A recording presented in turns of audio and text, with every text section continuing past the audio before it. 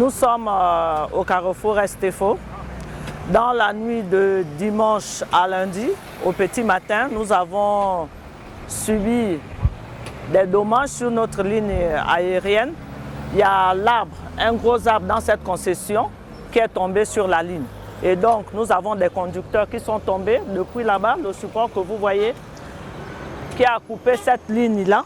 Et nous avons 4 postes privés d'électricité, 4 postes privés de fourniture dans notre agence de la Pairie. Écoutez, quand on a un incident de ce genre avec 4 postes coupés, il y a plusieurs foyers qui sont sans électricité.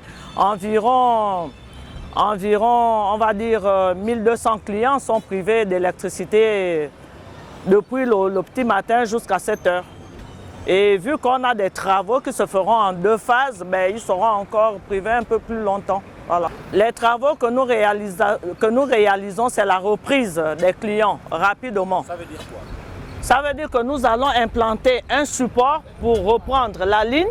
Nous ferons ces travaux en 2 phases. La première phase consiste à reprendre rapidement les clients avant la fin de la journée. Reprendre les clients, ça veut dire les rebrancher? Ça veut dire les rebrancher, reconstituer la ligne pour qu'on réalimente les 4 postes qui sont coupés. Ça, c'est la première phase. Et derrière tout ça, nous reviendrons faire des travaux en définitif pour la mise en configuration. Parce que vous voyez, là, on a un IACM qui est sur le support cassé. Il faut le déplacer, le mettre sur le nouveau support. Donc, pour l'instant, nous allons reprendre simplement les 1200 abonnés qui sont privés d'électricité. Nous sommes sur le site L'Ancienne Gare Routière, plus précisément au séminaire Saint-Jean. Derrière moi, c'est le poste 415 qui est pris sur le départ Bessieux. Comme tout à l'heure au carrefour Estefo, sur le départ Nkembo, nous avons eu une chute d'arbres sur le réseau. Là également, vous voyez l'arbre derrière moi qui s'est déraciné et est tombé sur notre poste et sur la torsade BT.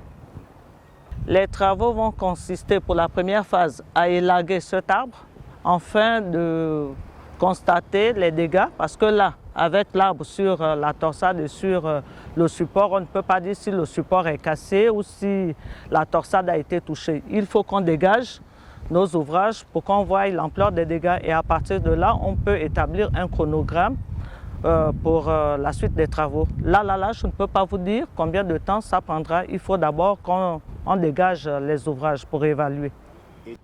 Comme vous le constatez, ici sur le site La Gare Routière, c'est un arbre également qui est sur les ouvrages comme au niveau de la Estefo.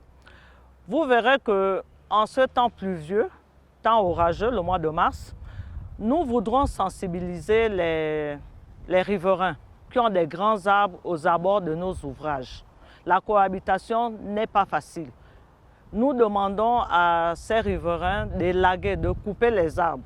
Le week-end, nous avons eu également un cocotier sur une torsade. Et vous voyez que ces grands arbres aux abords de nos ouvrages finissent par retrouver nos ouvrages. Ce qui nous cause un gros manque à gagner et nos clients se retrouvent perturbés dans la fourniture de l'électricité.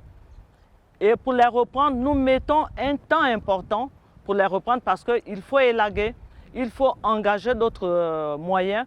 Et ça, nous voudrons sensibiliser les riverains à couper véritablement leurs arbres pour le bien de toutes les populations. Parce que ces arbres aussi représentent un danger pour la SEG, mais un danger également pour eux-mêmes. Donc nous souhaitons véritablement que les riverains élaguent les arbres. Merci.